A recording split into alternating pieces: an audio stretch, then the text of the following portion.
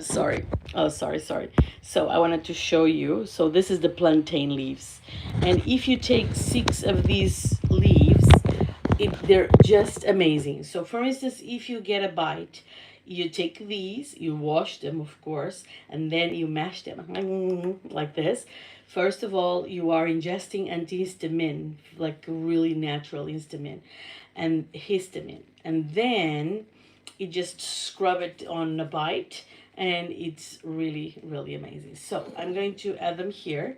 I have this amazing pot, and I'm going to add them here like this. And I'm just going to put 6 leaves, no more than that. A lot of olive, a lot of